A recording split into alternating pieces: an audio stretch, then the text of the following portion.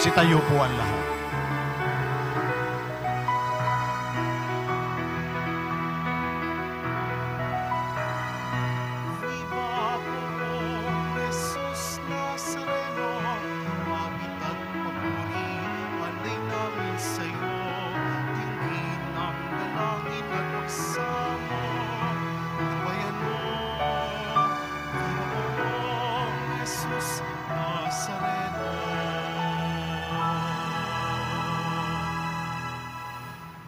Sa ngalan ng Ama at ng Anak at ng Espiritu Santo.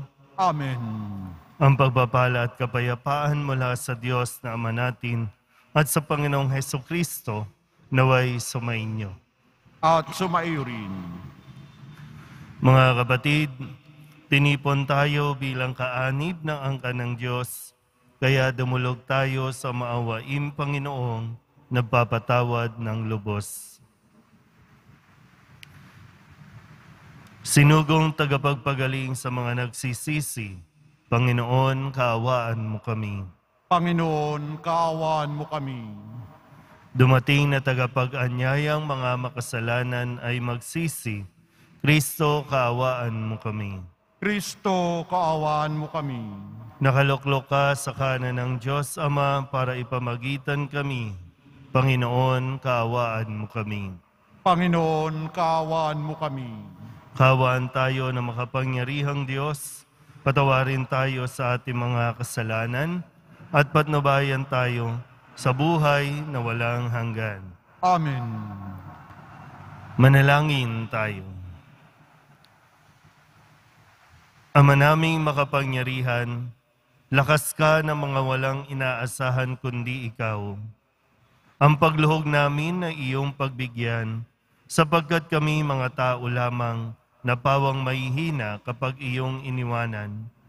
Kaya naman kami lagi mong tulungan upang sa pagtupad ng iyong mga utusan, ikaw ay aming mabigyang kasiyahan sa aming iniisip at ginagawa araw-araw sa pamamagitan ni Jesucristo kasama ng Espiritu Santo magpasawalang hanggan.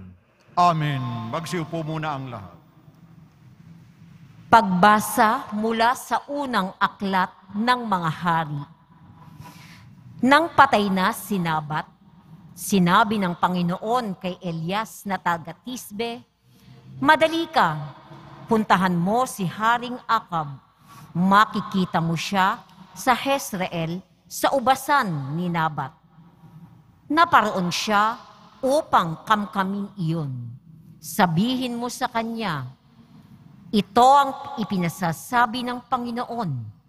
Isa kang mamamatay tao. Ngayon na may pangangamkam ang ginagawa mo. Kung saan hinimod ng mga aso ang dugo ni Nabat, doon din hihimurin ng mga aso ang iyong dugo."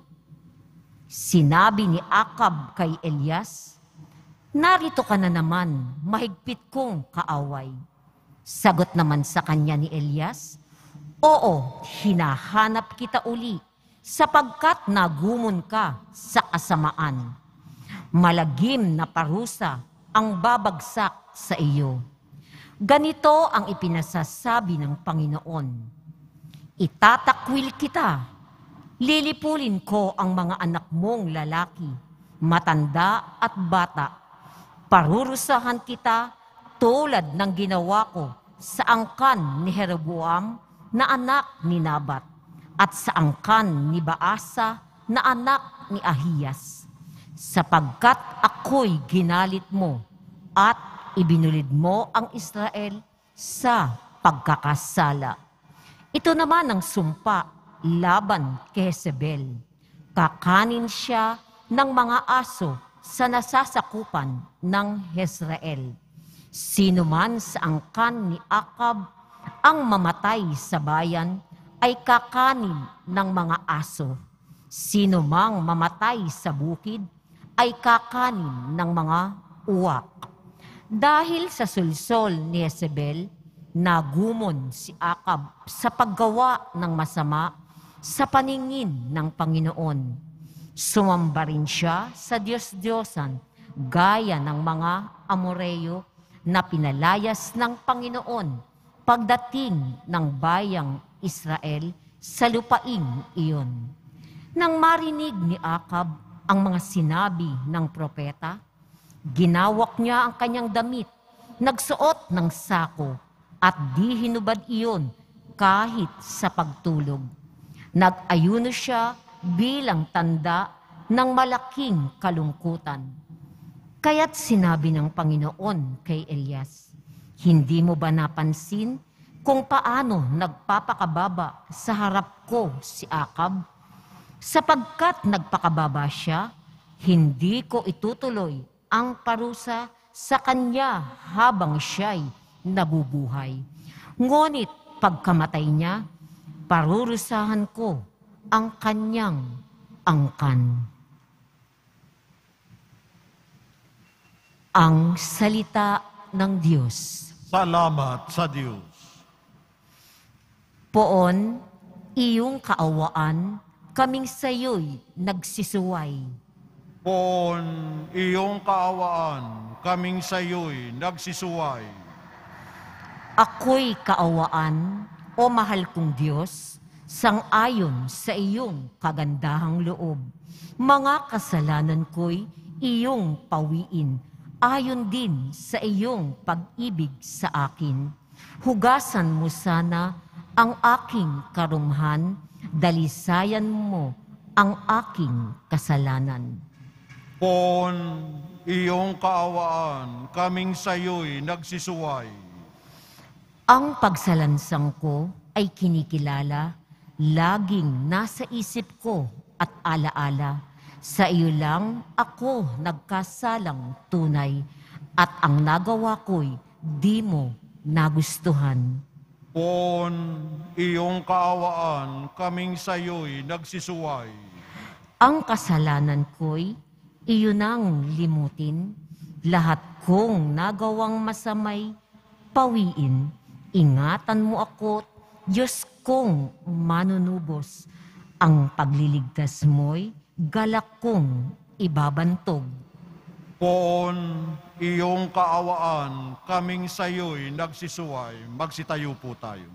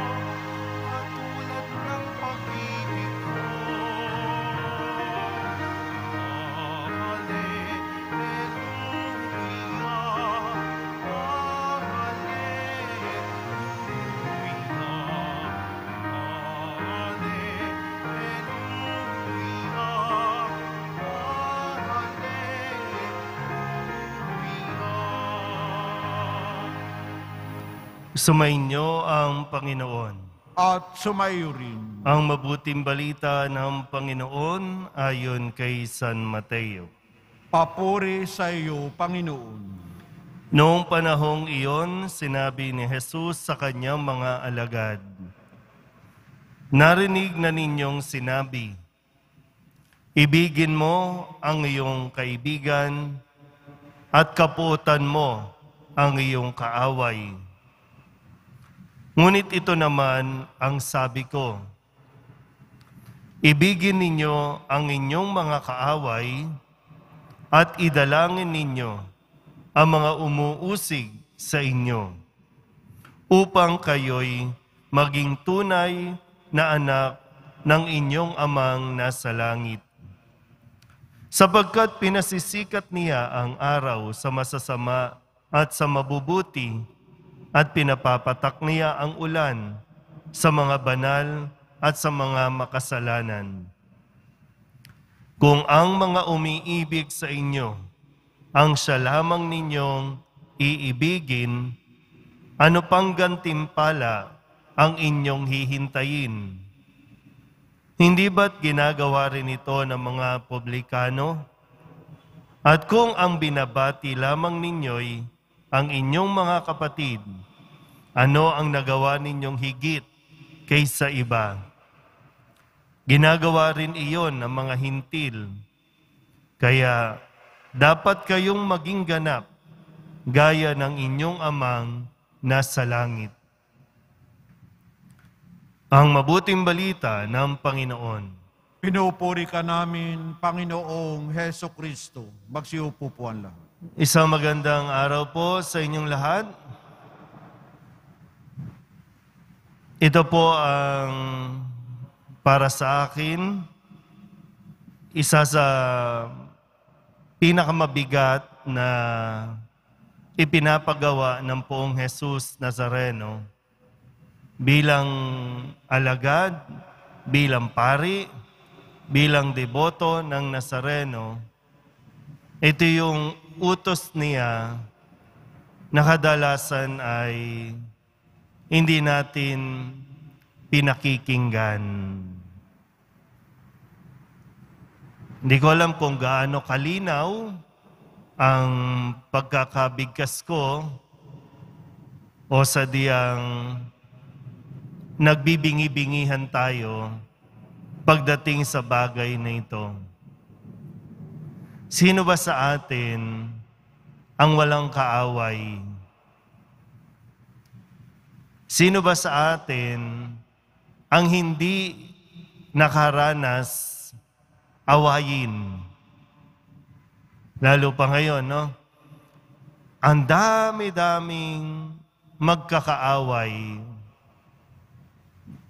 Madali lang makipag-away. Madali rin tayong mag-react. Gamit ang social media, parang wala nang katapusan ng awayan. Hindi matapos-tapos. Kasi kapag may nang-away, hindi mapigilan ang sarili, hindi makapagtimpi, kasi kung may mang-away, kahit sa salita lang, sasagot at sasagot tayo agad. Kasi nga, para sa atin, ay hindi pwedeng api-apihin tayo, hindi pwede yan.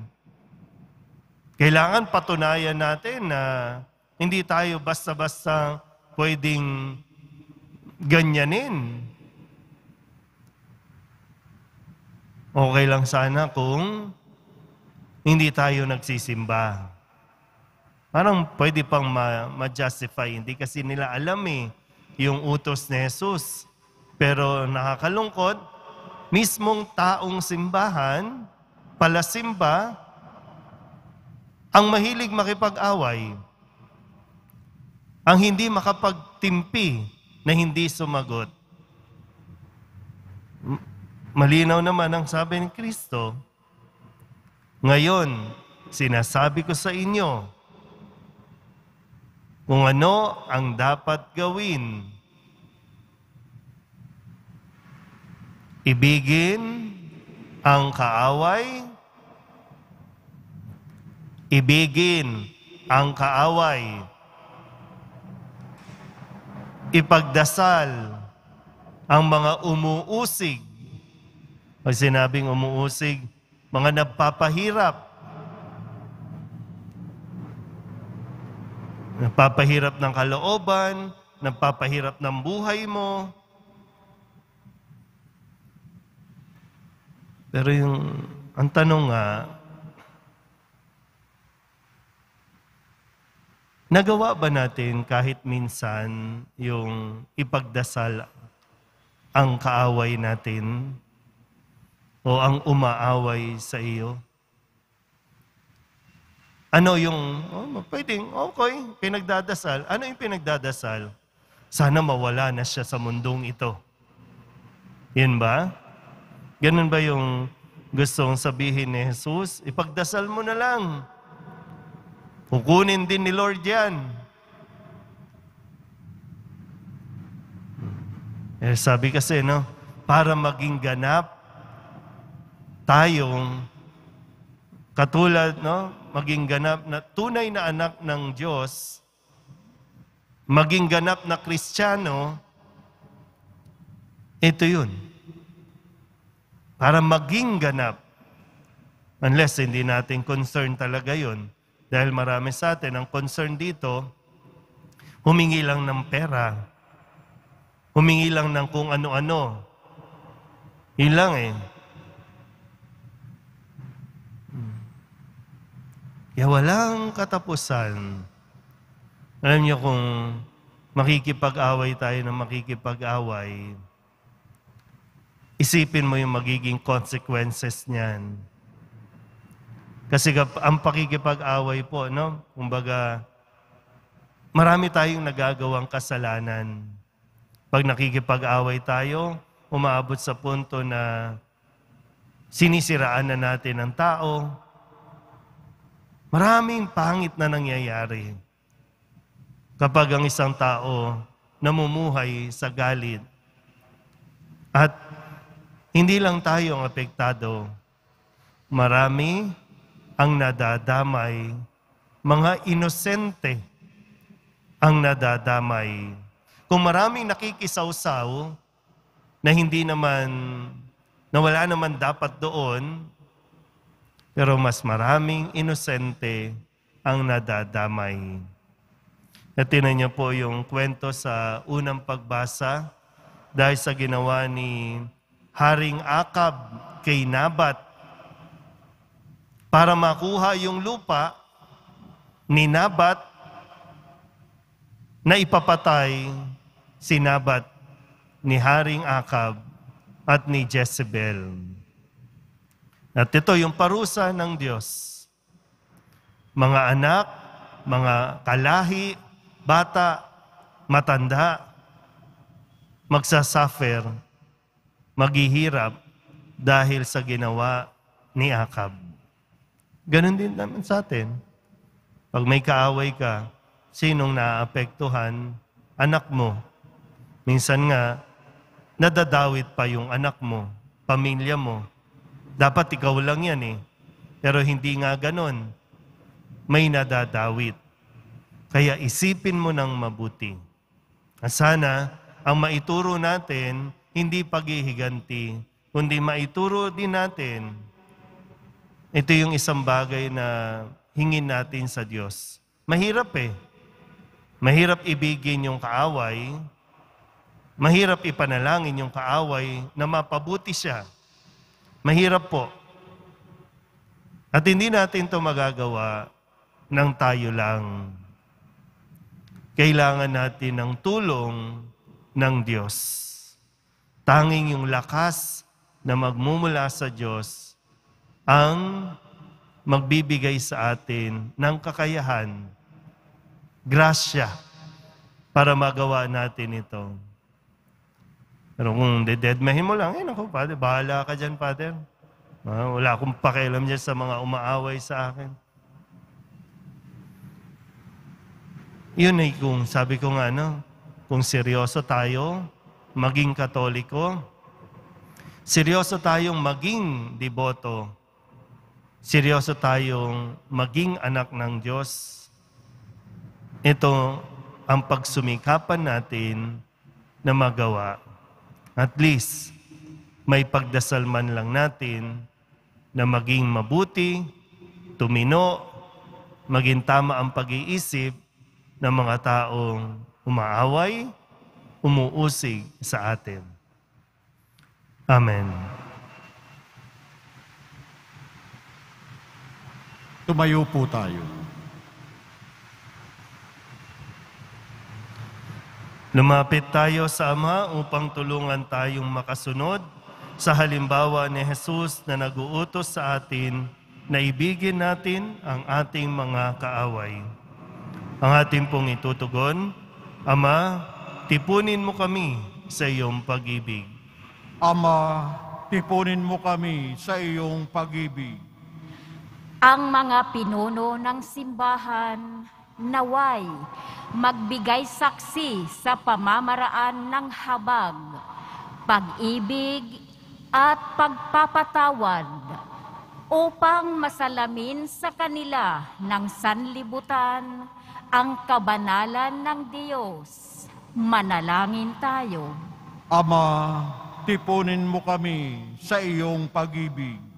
Ang mga namimighati at nasusuklam sa kanilang kapwa, naway mapagtanto na maghihiwalay sa kanila sa Diyos ang pagbibigay daan sa hinanakit at galit. Manalangin tayo. Ama, tipunin mo kami sa iyong pag-ibig. Ang mga pamilyang nagkahiwa-hiwalay at sinira ng hindi pagbibigay halaga sa bawat isa, naway muli nilang matagpuan ang dating alab ng pagsasama at pagkakasundo. Manalangin tayo. Ama, tipunin mo kami sa iyong pag-ibig. Ang mga may sakit, naway makamit ang kapayapaan ng kaisipan at kalooban na nagmumula sa kanilang pagkakaunawa at pagtanggap sa kahalagahan ng kanilang pakikihati sa pagdurusa ni Kristo. Manalangin tayo. Ama, tipunin mo kami sa iyong pag-ibig. Ang mga pumanaw, naway makihati sa kapayapaan at kaligtasan ng paghahari ng Diyos. Manalangin tayo. Ama, tipunin mo kami sa iyong pag-ibig. Idulog din natin sa Panginoon ang ating mga personal na kahilingan at mga panalangin para sa ating mga pamilya. Ganon din ang lahat ng mga misang pasasalamat, espesyal na intensyon at mga kaluluwa na inihiling na ipagdasal sa misang ito.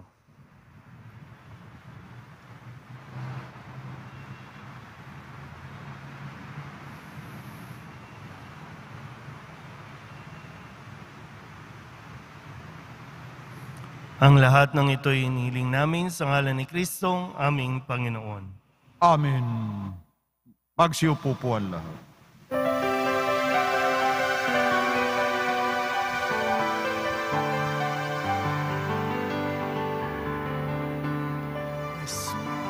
Jesus Nazareno, anak pati namay sa tanan ay nagbibigay buhay, biyayang kaloob ay aming inaalay, aming hiling pagpapalat, buhay na dalisay. Magsitayo po tayo. Manalangin kayo mga kapatid upang paghahain natin ay kalugdan ng Diyos sa mga makapangyarihan. Tanggapin nawa ng Panginoon itong paghahain sa iyong mga kamay, sa kapurihan niya at karangalan, sa ating kapakinabangan, at sa buong sambayanan niyang banal. Humanaming lumikha, kami ginawa mong may angking katauhan na dapat pakainin at pangalagaan at iyong dinudulutan ng banal na pakikinabang. Ipagaloob mong kami huwag magkulang sa mga iniuukol mo sa aming kapakanan sa pamamagitan ni Jesucristo, kasama ng Espiritu Santo, magpasawalang hanggan. Amen. Sumainyo ang Panginoon. At sumaiyo rin. Itaas sa Diyos ang inyong puso at diwa. Itinaas na namin sa Panginoon. Pasalamatan natin ang Panginoong ating Diyos. Marapat na siya ay pasalamatan. Ama naming makapangyarihan, tunay ngang marapat na ikaw ay aming pasalamatan. Sa iyong paglingap at kagandahang loob, ang tao'y nilikha mo at pinangasiwa sa sansinukob. Sa hangad mong siya'y iwastong lubos, siya'y pinagdusa mo sa kanyang pagtalikod. Sa iyong paggiliw, iyong ipinahintulot na makabalik siya sa pamamagitan ni Kristo Jesus. Kaya kaysa ng mga anghel na nagsisiawit ng papuri sa iyo, nang walang humpay sa kalangitan, kami nagbubunyi sa iyong kadakilaan. Santo, Santo, Santo, Panginoong Diyos ng mga hukbo, napupuno ang langit at lupa ng kadakilaan mo. O sana sa kaitaasan. Pinagpalang na paririto sa ngalan ng Panginoon. O sana sa kaitaasan. Magsiluhod po ang lahat. Ama naming banal, ikaw ang bukal ng tanang kabanalan. Kaya't sa pamamagitan ng iyong Espiritu, gawin mong banal ang kaloob na ito upang para sa aming maging katawan at dugo ng aming Panginoong Hesukristo. Bago niya pinagtiis ang kusang loob na maging handog, inawakan niya ang tinapay, pinasalamatan kaniya, pinaghati-hati niya iyon, iniabot sa kanyang mga alagad at sinabi, "Tanggapin ninyong lahat ito at kanin, ito ang aking katawan na ihahandog para sa inyo."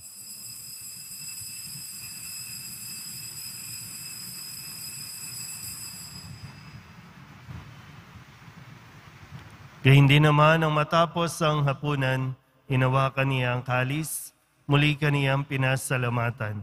Inabot niya ang kalis sa kanyang mga alagad at sinabi, "Tanggapin ninyong lahat ito at inumin. Ito ang kalis ng aking dugo, ng bago at walang hanggang tipan. Ang aking dugo na ibubuhos para sa inyo at para sa lahat, sa ikapagpapatawad ng mga kasalanan. Gawin ninyo ito sa pag-alaala sa akin."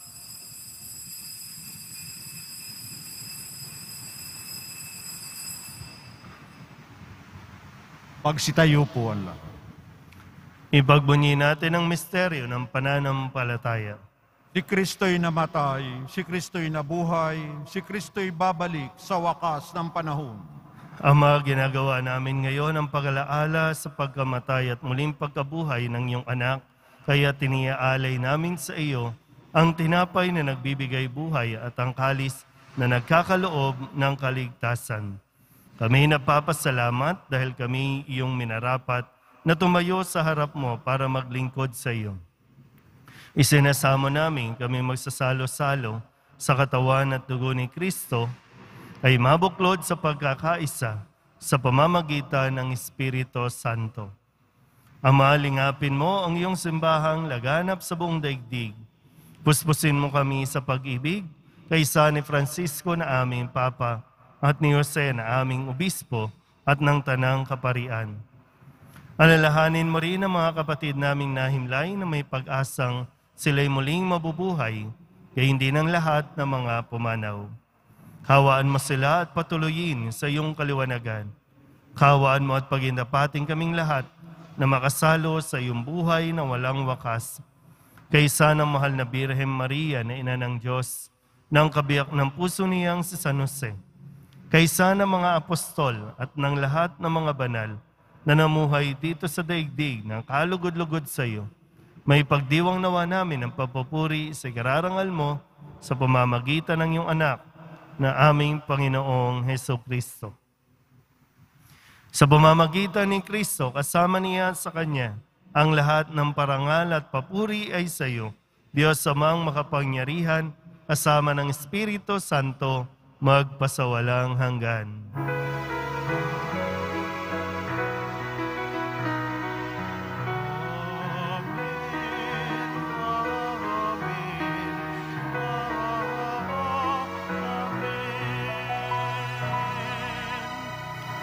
Buong kababaang loob tayong tumawag sa ating Panginoon ng Ama namin. Ama namin, Sumasalangit ka, sambahin ang ngalan mo. Mapasa amin ang kaharian mo, sundin ang loob mo dito sa lupa para nan sa langit. Bigyan mo kami ngayon ng aming kakanin sa araw-araw at patawarin mo kami sa aming mga sala para ng pagpapatawad namin sa nagkakasala sa amin. At huwag mo kaming ipahintulot sa tukso at iadya mo kami sa lahat ng masama. inihiling namin kami iadya sa lahat ng masama, pagkalooban ng kapayapaan na araw-araw, iligtas sa kasalanan at ilayo sa lahat ng kapahamakan, samantalang aming pinananabikan ang dakilang araw ng pagpapahayag ng tagapagligtas naming si Hesukristo. Sapagkat iyo ang kaharian at ang kapangyarihan at ang kapurihan magpakailanman. Amen. Panginoong Hesukristo, sinabi mo sa iyong mga apostol, "Kapayapaan ang iniiwan ko sa inyo, ang aking kapayapaan ang binibigay ko sa inyo. Tunghayan mo ang aming pananampalataya at huwag ang aming mga pagkakasala. Pagkalooban mo kami ng kapayapaan at pagkakaisa ayon sa iyong kalooban, kasama ng Espiritu Santo, magpasawalang hanggan. Amen. Ang kapayapaan ng Panginoon ay laging sumainyo. At sumaiyo rin. Magbigayan po tayo ng kapayapaan sa isa't isa.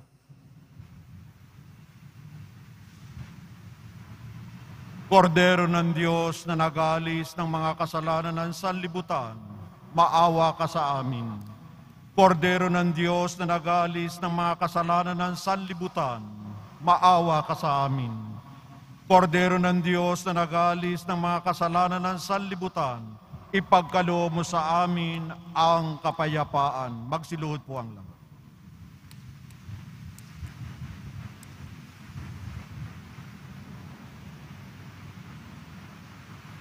Ito ang kordero ng Diyos.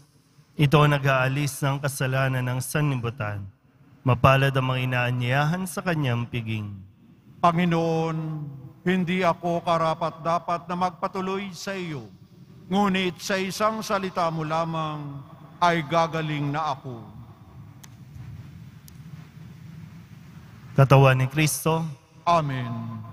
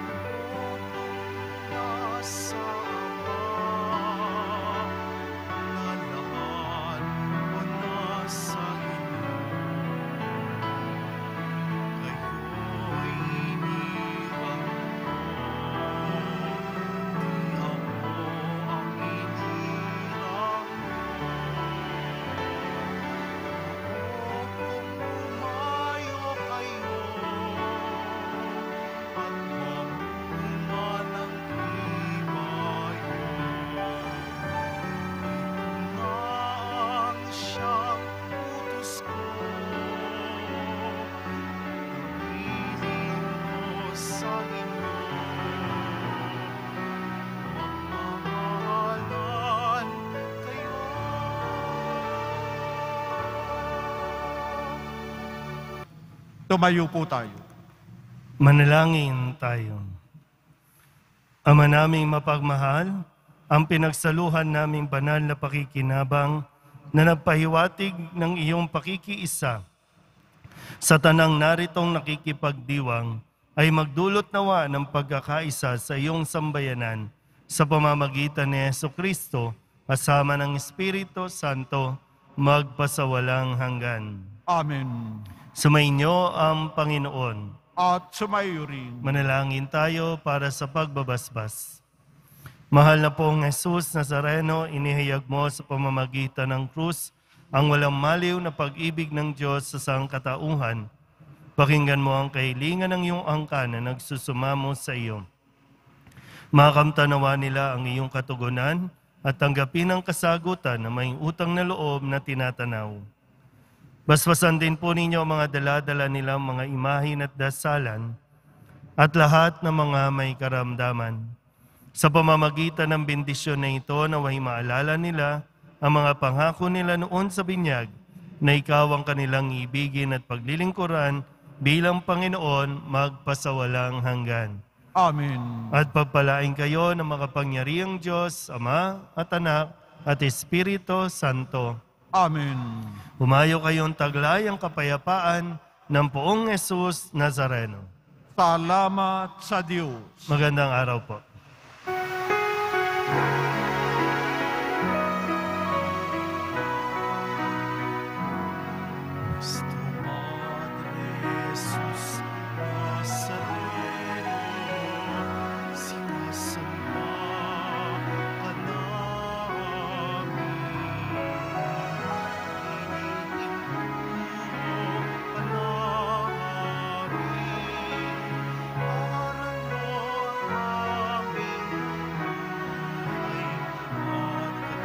Sa